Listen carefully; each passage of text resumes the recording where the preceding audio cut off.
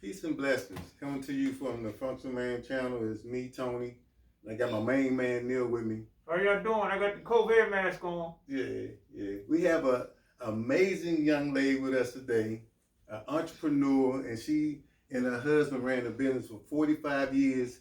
And I think that entrepreneurship is one of the ways that we can reverse racism, economic empowerment.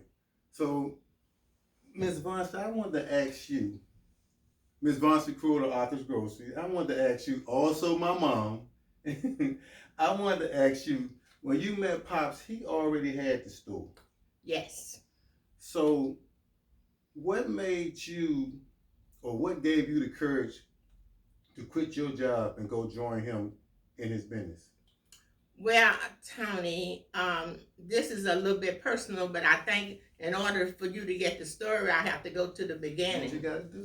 I had heard several people talking about Johnny at that particular time. I didn't know him. And I had also, I came from Alabama, a poor state. And I knew if I got here, I'll be able to be successful and succeed in life. I also had heard that this Mr. Johnny Cruel had this store, and if he had the right person working with him, they could do phenomenal things. So let me get this right. Okay. So you went looking for Mr.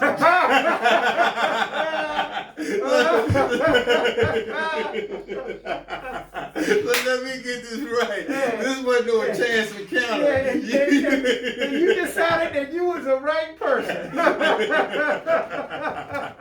You knew that. I just wanted to get that right. Okay, Papa, go ahead. You have it 100% right. I did go looking for him. And the first day I saw him, we did not get introduced quite right. Yes, ma'am. So I decided the next day I would go. I went to his store. Let's put that perfectly clear. I walked to his store and I went inside, and we did not get introduced that day quite right. So the next day I said, ooh, let me try this again.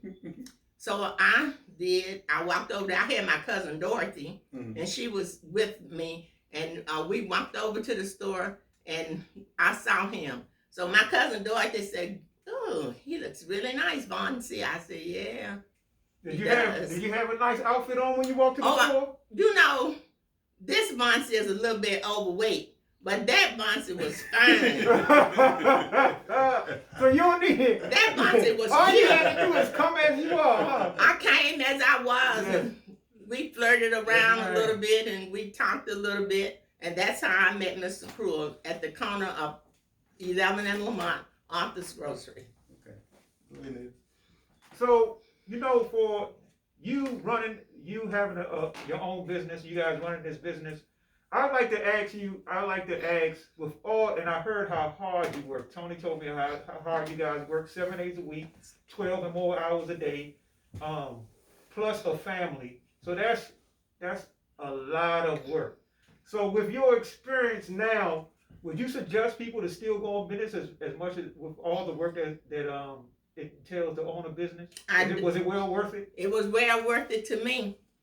And I think it would be well worth anybody to try to have their own business. When you have your own business, you're your own boss. You tell yourself what to do and how to do it. You know, when you're working for somebody else, you have to follow suit. I don't care how much education you have or no education. It's still somebody over you and somebody over them. So when you have your own business, you are over yourself. As far as working, we worked 18 years without an off day. Wow. We worked every holiday. Every holiday. I did the first shift. My husband did the second shift. Now, I have to give Johnny a lot of credit because, see, he came up here from Albany, Georgia, and he was very poor in Albany like I was in Mobile. My husband had a goal. He wanted to be a millionaire one day, and that's all he thought about, being a millionaire. Now, but I cannot talk about my husband all the way without talking about his family. Mm-hmm. Because my husband's sister, Maddie, was the one who found his store and introduced him to his store. She also had a store. Mm. They were entrepreneurs all through DC. My husband's sister had a beauty shop, and she had her beauty shop for more than 50 years, and it was called Moselle's. Mm. It was at 14th and Park Road at the beginning. And then back to my husband and how we work. So I did the day shift, and he did the night shift. I was really green when I went in the store. I knew nothing. Mm-hmm. So I had to learn as I went. My sister-in-law, Maddie, was very smart. She knew everything. So along the way, she taught me. So I was able to do some of the things, just watching her, I was able to do some of the things that she was doing. And then I incorporated it in our store. And then we started just moving up. Every year it was better and better. Wow. Mm-hmm. Wow. That's amazing. Okay, now let me talk about our children. So you know we were a blended family. So when I met my husband, I had 2 boys. That was one of the reasons I was so hungry. I wanted my boys to have a lot of things that we didn't have coming up. And then my husband and I, we had our 3rd child. In the meantime, my husband had 5 children. Wow. So we had 8 children. Wow. And my oldest son passed away, Isaac. He was really like a genius. He brought ideas into the store. My brother was sick in New York, so we went to New York. And my son went across the street to a store. And over in New York, they already had those sandwiches, the hoagie sandwiches. So when he come back to me, he said, Mommy, as soon as we get back to DC, we're going to start selling hoagie sandwiches. That was a big thing in our store for years and years and years. Wow. Well, I got to ask you, I remember growing up, you guys were so invested in the community. Why were you so invested in the community? Well, when I first went in the store, my husband had all the elder people would know about the book, the Black Book. And almost all little corner stores had the Black Book. The Black Book was actually a little book that would carry you from month to month. My husband had all these fantastic customers, and they would come in and get stuff by the book. And my husband loved the community. He loved the people. And so whenever something would happen, we would go and check on that person. All the way through, we did the same thing. And we had to love the community because the community was the people that loved us. Without the community, we wouldn't be here. It's a different story now, because now they say if you don't, it's okay. If you do, it's okay. But that's not how it was 70s, 80s, 90s, you know. Further into the 95 and 2000, it changed. Okay, so with what you said in your experience, what would be, and this is a functional male channel, so we talk about men. What would be your suggestion to men, and in particular Black men, as far as in life in general, and also being an entrepreneur in business? Well, I would think now that from what I know now, and because my husband and I didn't quite do everything the educated or professional way, or we didn't know, I would make sure that I educated myself on everything. And then I would try to open a business and make sure that the business that I went to would be one that I love. See, if you're working at something you love, and my husband loved the corner store. My husband loved the corner store. He loved Johnny's store. Everybody called him Johnny or Dad or whatever.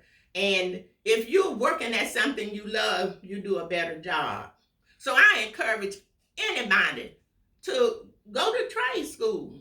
Most people talk about college. You know, college isn't for everybody. Mm. But a trade is out there for everybody. And some trades make more money than college, for real. Yes, ma'am. Mhm. True indeed. I encourage every young person to do that.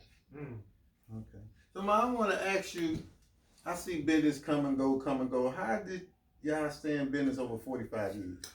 Well, I think, to be honest with you, it had to be God and our customers. We had good customers.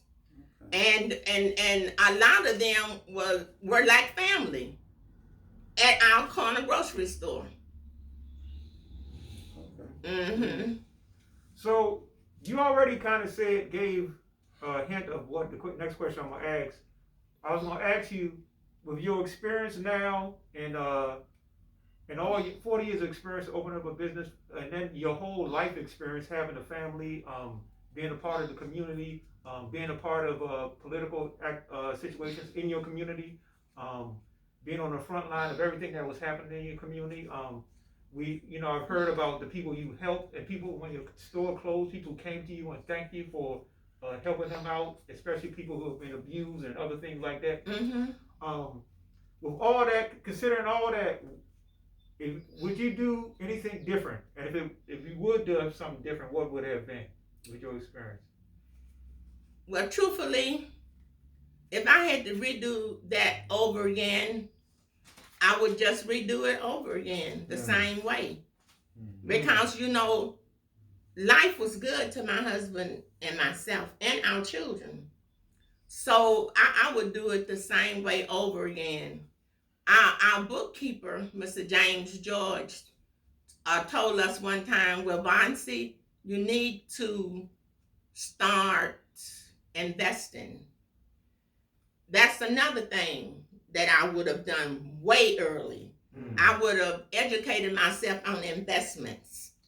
And I wouldn't have taken some of the chances that my husband and I probably wouldn't have taken some of the chances that we took and lost the money that we lost. We lost a lot of money. And so we probably would have done a better job at that. However, when I was a young girl, my dad said to us, as a matter of fact, today is voting day, and I would tell everybody that could vote to vote.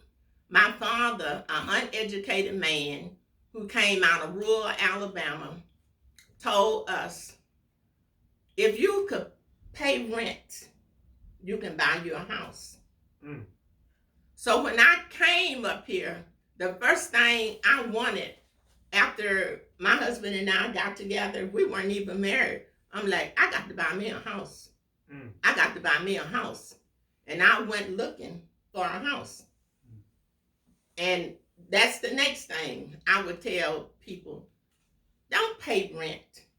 Save your money and be a homeowner. Yeah. When you are a homeowner, you have your bank account. Yeah. You know what I'm saying? I just learned that. I never knew that. They say when you own a house, it's like you put money into a bank. That is correct. That is savings. That is correct. I never knew that. That's correct. One thing that I just found out, and it's interesting that you mentioned that, because a lot of people think that you're just putting money into a mortgage, but what you're doing is it's like saving. It's like a savings account. It's a savings account you live in. Because right now, if I went into hardship, being that my house is paid for, I could go to the bank, and the bank will help me. Or you could have go to the bank even if it wasn't paid for, and it might help you get out of a jam. And I would say to anybody again, young men and young women, try to keep your credit together. See, when we were coming up, we didn't have anybody just to sit down and talk to you about good credit scores and entrepreneurship and all like that. My husband and his family, they came up here hungry, and everybody wanted something, and they got something. Wow. So I want to ask you, as I was growing up, when I was growing up, everything was black. Mm-hmm. And as we got older, stuff changed. How did gentrification affect the store? It affected it 100% and put us out of business for real. Because when the store in the corner of 11 and Lamont was black, we had many customers. But as they started changing, not speaking anything bad about anyone, I don't want to say that I'm prejudiced or anything like that. But white people don't shop like black people. Yeah. See, black people go to the corner store. White people don't go to the corner store. They're going to go to the Giant, and they're going to go to the Safeway, or they're going to go to Whole Foods. Whole They're going to be Foods. in organic places. Yeah, like yeah. That's what they do. They don't shop at little corner stores that sell the bologna and the cheese and stuff that we sold. No. Yeah. Okay, man, I got one more question. All my life, I always thought that y'all owned the store, the building. Why didn't y'all ever buy the building? We couldn't buy the building because it was our property. And what exactly is air property? Our property is someone who owned property, and at this time it was 8 people involved in that particular site. Mm-hmm. And the first time my husband tried to buy it, he got all 7 people to sign the paper and 1 did not. Okay. So the second time, I think 5 people signed and 2 or 3 did not. Mm-hmm. So it never was where you could buy it. Wow. And as right now, if you check on it, it's still our property. Wow. And so, considering that, would you, if somebody was going into a business and it was air property, would you suggest them not going into the business at that location? I would suggest that they get. I'm gonna tell you another thing that's very important and very critical: your lease. The lease that you get. Get a lease. Say that you don't want to be in business for 10 years, but let the lease cover those 10 years. But see, my husband had been there so long, and we were very familiar with some of the people, but the newer people that came in, they were the ones that just wanted money. Mm-hmm. The real estate people, all they wanted was money, and that one month we were paying $3,500. We got a letter the next month, $7,000. Wow. And that's how $7,000.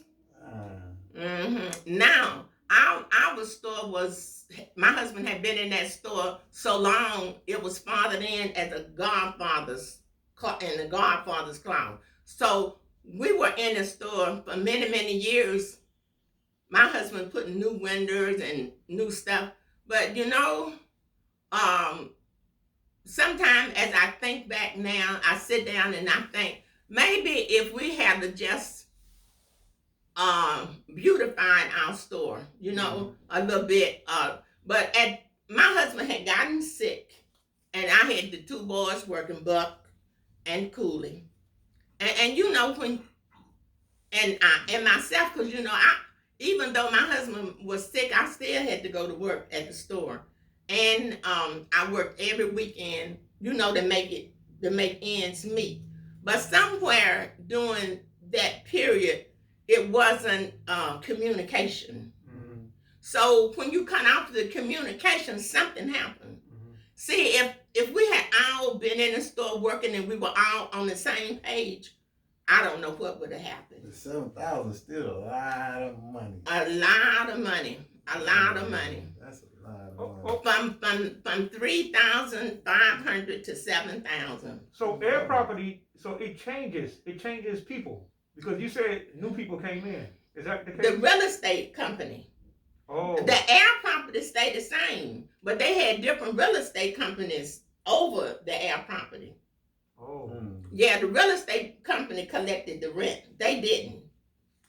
Oh. Yeah, you have to pay the real estate company, and a long time ago, I don't know how it's going now, they didn't even take the money. They gave the money to a church. The real estate company.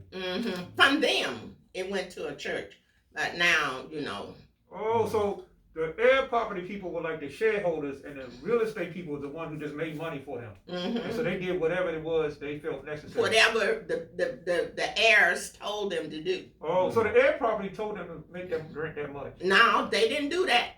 Because later on, when I got in touch with one of them, they didn't have any idea that that had happened, but it was too late. Yeah, but the real estate company went up, and the way they went up, they said that they were going up to compare to the other areas, like 14th Street. 14th Street was newly done, and everything over there was brand new. So how you gonna want me to pay $7,000 to a store that's been there 100 years? My husband was there 45 years, and the man before him, he was there a long time too. Okay, then, Mama, I think we're going to wrap it up. Please like and subscribe to the channel. I just want to do one thing, Ma. In the spirit of Black Wall Street, we want to start shouting out businesses. If y'all could y'all please put in the comment, Black-owned business. This is my brother, Yahya Muhammad. He got Around the Clock Chicken, and it's located 9140 Edgewood Drive, Capitol Heights, Maryland. If y'all can, man, please go out and support this brother. He's a good Muslim brother, Black-owned. Economic power. That's what we got to do. I'm finished, yeah. Yeah, well, I would like to say that I think this was an awesome interview.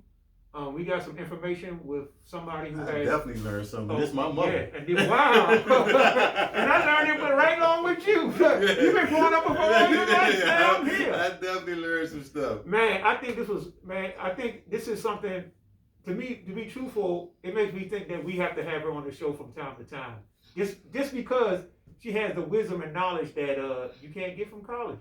Only experience you can get that. She's been 50, she's been 32, she's been those ages, but we've never been her age. 77. 77. Looking good. And next month I'll be 78. But before we go off, I need to say one thing.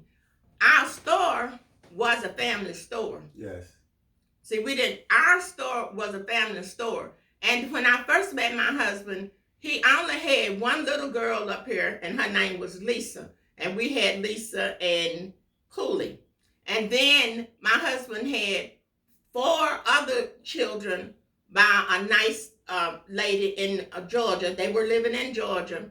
And they would come, and they came one by one after they finished school. So that way, all of them worked at the corner store. And they would come up for holidays, they worked at the corner store. They would come up for summer, they worked at the corner store. And then Buck ran the corner store at night, and Cooley ran the corner store in the daytime. Working with my husband. Cooley worked with my husband all his life. And then that I just wanted to say that it was a family store, and we did well as long as my husband was healthy. But once my husband became ill, looked like everything changed. But my husband, I'll say this right here, and I know that a lot of people looking at this today will say, yeah, it happened. My husband died April the 2nd, 2016. And so we had his funeral April the 7th, 2016.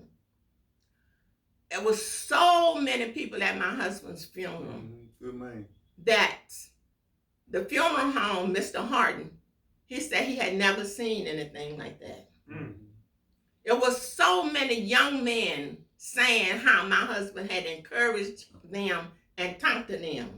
When they were down and out, they would come in the store. If somebody needed a bologna sandwich, he would give them to it. Or he would help you just because.